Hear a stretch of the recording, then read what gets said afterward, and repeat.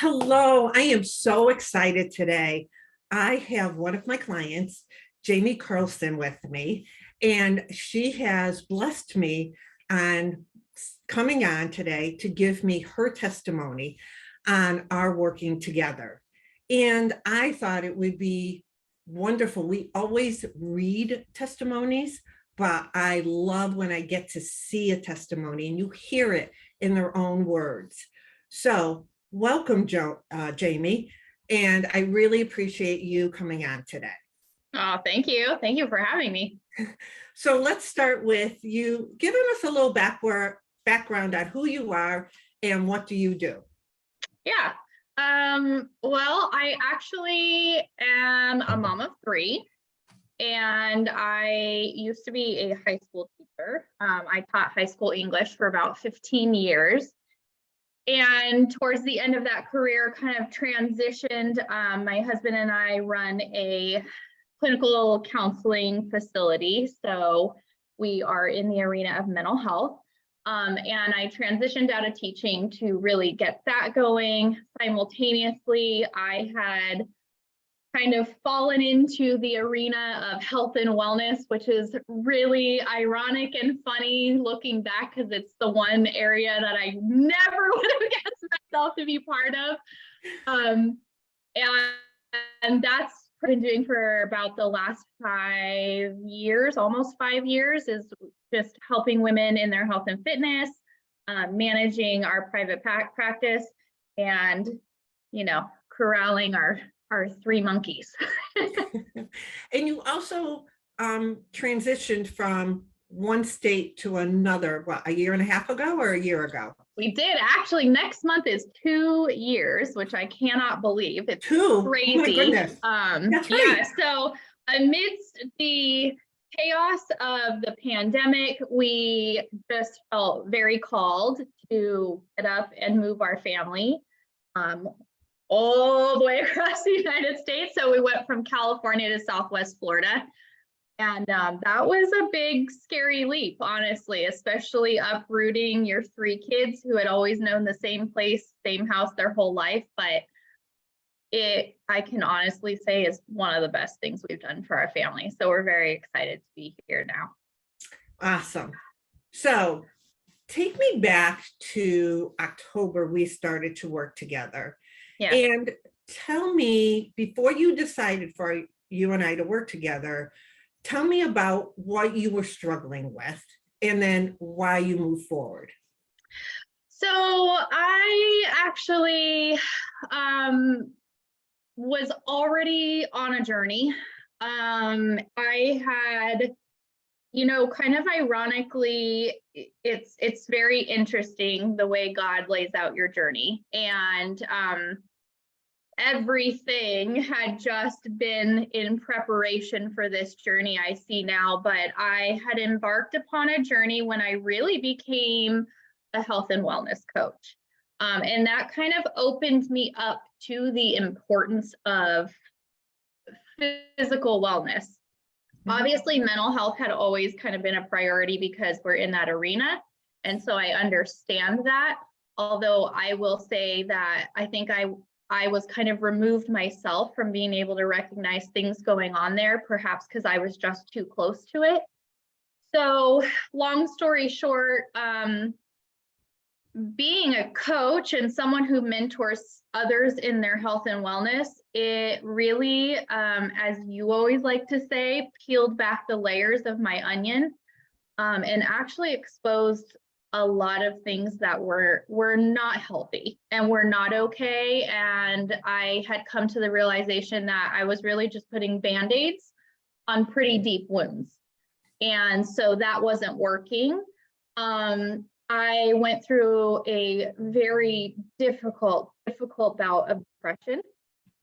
And some of that could have also been the transition of moving and, just really uprooting your life. That obviously comes with some challenges. And basically, I had started going to therapy. I healed lots of childhood trauma, lots of young adult trauma that I wasn't even aware was traumatic. but I was still struggling, and almost more so, which is probably because as I healed the other areas, the unhealed began to be highlighted, right?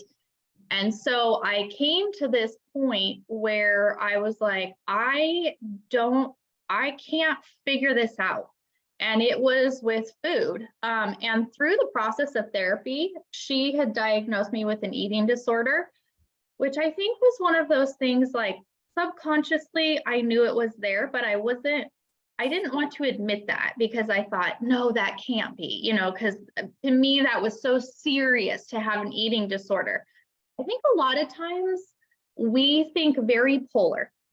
Like we think if you got to go to therapy, you must have serious issues. If you have an eating disorder, it must be so serious, like life-threatening, right? Because my brain would automatically go to anorexia and bulimia. And I didn't understand the spectrum of eating disorders, just like I didn't understand the spectrum of trauma. You can be anywhere on that spectrum. The severity doesn't diminish the importance of healing it, obviously. So here I was, I'm this health and fitness coach. I've gone through all this, mental health journey and trauma healing, and I can't freaking figure out what my problem with food is. And I was honestly just kind of at this point where I was baffled because I had assumed that the trauma and the eating disorder went hand in hand. And so I just thought, well, once that's all healed, that will be fixed. And so come October, I had been on this journey of healing for about a year. And I talked to you, we weren't strangers, obviously, to each other. And I will never forget that call that day. I almost didn't want to admit that I needed help because I felt like I was so equipped with so many tools, such a skill set. And, my God, we run a mental health practice. And like, how can I not be able to figure these things out on my own? And honestly, that day, that you and I got on, I don't remember what spawned that call, but it was, I think you had just seen in me that there was something just still very off. And we got on that call and you're like, do you want to work together? And, I'll be honest, I've been watching you and your journey as a life coach and, cheering you on all the way, but I was always kind of like, but I don't need her, so I'll just promote her, And that day when you asked me, I just kind of felt like I was at the point where I was on my knees and defeated. And I just thought, well, you know what? I've invested so much in myself already. Why would I not make this next step investment in myself and take the time and do the work to, because my God, like, if you can help me figure this out, it will change my life. And I knew that because the food, actually looking back, ever since I was a child, it has imprisoned me. It has controlled my life ever since I was a child. I had no idea what the heck you were going to be able to do for me, but I said, okay. So that was it. And I can tell you that was what I desperately needed. So as we began our journey, there were some painful moments. Very. It was not, I think sometimes people get a little nervous or off the cuff. Yeah. Because nervous, they don't want to, as we both know, peel that onion because there's something, you knew there was something blocking you. Yes. And sometimes people look at coaches off the cuff like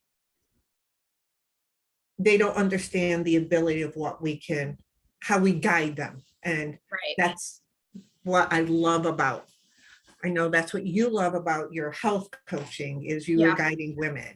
And I love about mine. But why if you can share a little bit about what you ended up uncovering through some of those pain points, and how that uncovering, even though it was painful, how it moved you to the other side. Yeah. And, as you're asking that, I think that it almost wasn't that I didn't know what the pain points were. I think when we started working together, I needed clarification on which pain points were still holding me down and how those were tied to my relationship with food. And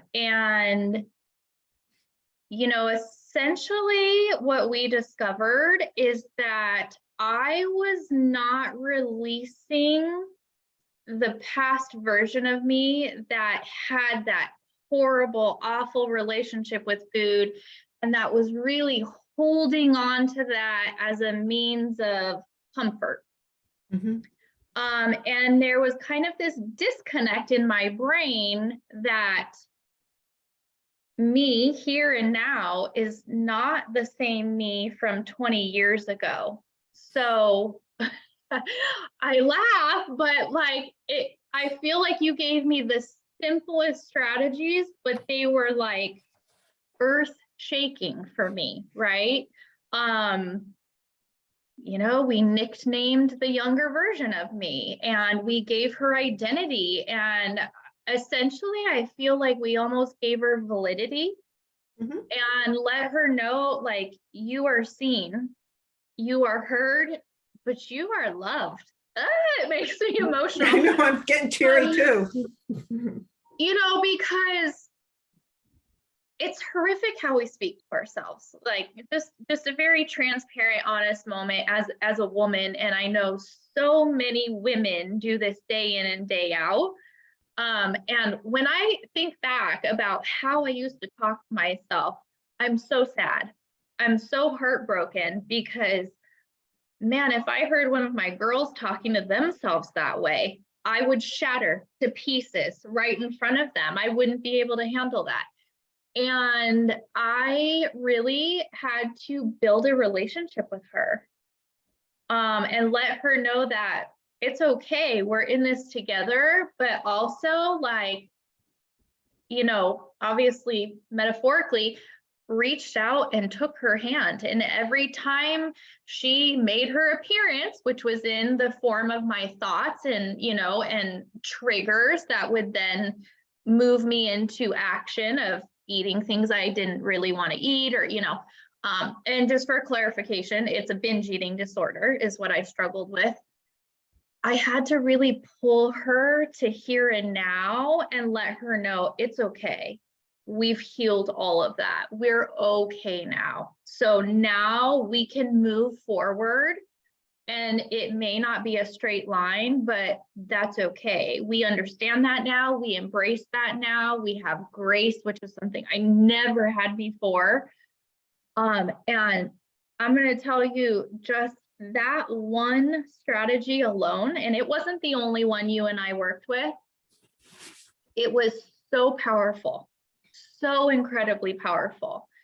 And what I've come to notice after us working together and just a constant, regular working of reframing the thoughts and catching the thoughts when they arise, I'm going to tell you a huge component to thriving and achieving what you want to achieve is being able to recognize your thoughts as they pass through your mind and stop them if they aren't working for you, and shift them, redirect them.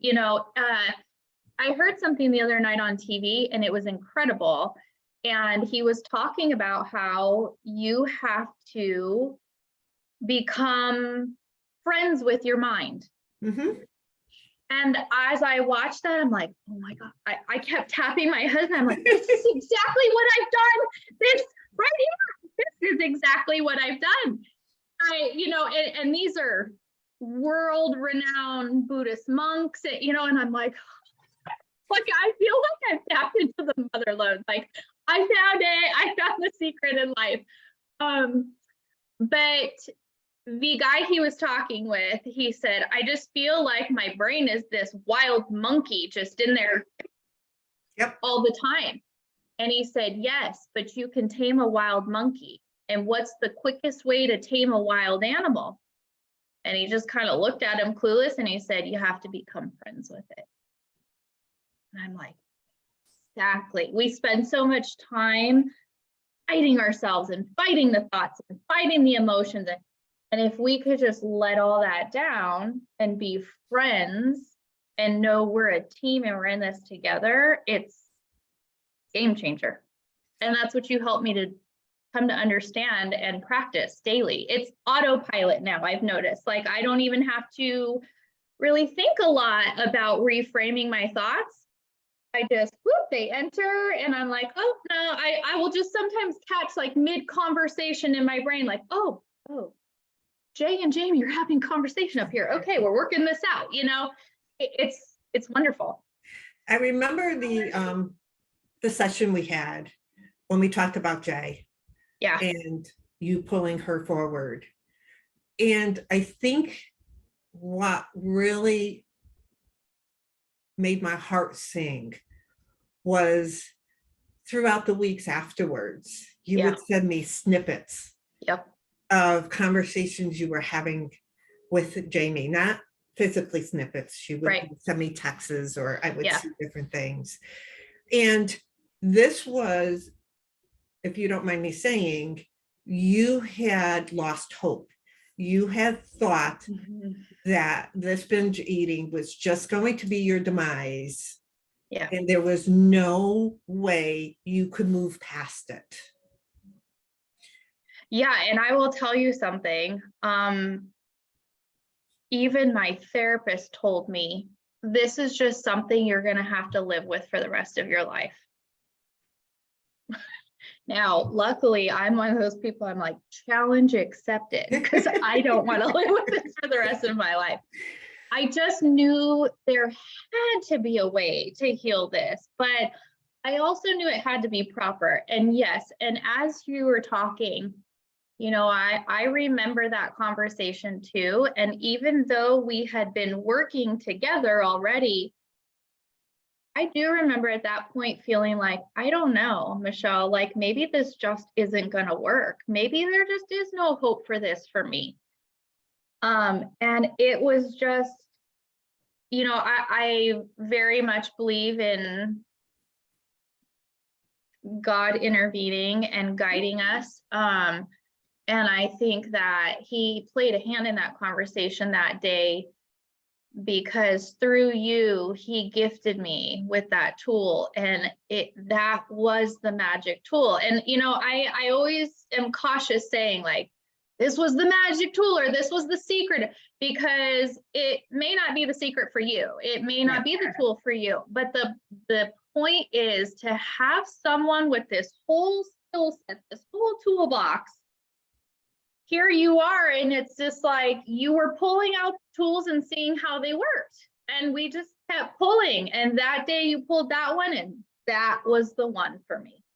You bring up a really good point, because I wanted to also highlight that there were times when we were having conversation, and I am somebody who, it's not a one and done deal, meaning we don't just speak for an hour and then I hold off and wait till the next time we spoke. Right. And for those, just for clarification, we were meeting weekly.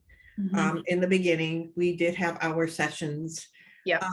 And there were times where you were resistant to what I call as homework.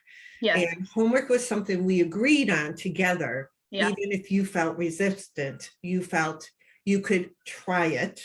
Yeah. Week. And there was some stuff that, as you said, you moved a little forward with, and there was some stuff that when we came back and talked the following week, you were like, no, I really couldn't. That just didn't sit well. And we worked through that, and that was fine. Yeah. Because it is a trial and error as we're learning about ourselves. And then when we did this one of these last tools, you were a form of, really? You want me to do what? I did. I think I remember saying to you, okay, that's kind of weird, but okay. you know, and this is the thing I think that's important for everybody to understand is I know you talk about it all the time, but maybe my testimony will help someone hear it differently.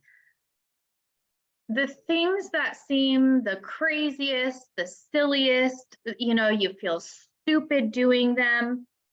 Honestly, those are often the things that make the biggest breakthroughs, that actually are the biggest help. And I think we just, from the time we're little, right? We're like, oh, we don't want to feel embarrassed or we don't want to feel stupid, and this is what society has trained us to feel, True. right? And I'm just here to tell you, man, just get out there and feel stupid because those are the things that break you open. Those are the things that get to the core of the onion. If you constantly are like, I don't, and so to clarify, like some of the things that I came back and was like, I don't think I want to do that. It wasn't for a fear of being uncomfortable, or they were just things that we realized not in the right order. Mm-hmm. Let's table that. I think we need to backtrack and do some simpler things first. And it was like, okay. And that worked because now, which, obviously you and I would know what things those are. Now I do feel ready to do those things. Right. Right. So, and so that will be the next step. So it's just understanding the process, but also understanding that there is no humiliation in healing yourself or tending to yourself so that you can truly be happy and find peace in life. That's why we're here, despite what we often think. So you had indicated in the beginning how you asked me to help you and how you invested in working with me. What would you say to somebody out there who is nervous, doesn't believe or doesn't value themselves enough sometimes to invest in themselves because they're investing in everything else? What would you say to a woman who is on the fence or struggling with, should I be investing in myself? I'm going to tell you it's a question. Okay. And the question is, what is your happiness worth to you? Awesome question. That's really what it comes down to, right? I'm 40 years old. I have 3 kids. They're teenagers. I've pretty much been unhappy ever since I can remember. And I just reached a point where I'm like, I'm so tired. I hope that you don't wait until this point. But I got to the point where I was daydreaming of not existing anymore. And I don't think that's as uncommon as we hope it is. And I think that's something that as women, as mothers, we're ashamed to admit we're even feeling or thinking, especially if you're like me from the outside. My life is picturesque. But none of it mattered because your happiness doesn't pull from things or circumstances or environment. It just doesn't. I know we want to believe it does, but it doesn't. And that's why no matter how much you take care of the people around you and you're, serving and serving and serving, you're not happy because you're not serving yourself. It's like a car, right? Yep. If my car's gas light is on, the check oil light is on, the check engine light is on, it's like me going, oh man, this car's gonna crap out, but we got things to do, so let's go. Well, at some point it literally will crap out on you and then you can't go, right? And then you're gonna be in a much worse circumstance. Right. So, same thing. Beautifully said. Thank you. I learned from the best. And Jamie and I are still working together. We are now on a monthly check-in. Yep. On that. And when she talked about we rearranged some things. It's funny because she is starting another journey. And guess what? I've decided to go on that journey with her Yeah. to help also put some things within my own growth. And I think that's what's beautiful about this is we both learn from each other on that, Yes. on that. So I totally appreciate you sharing your story. Absolutely. I know that I have seen such a change in you. I've seen a lightness.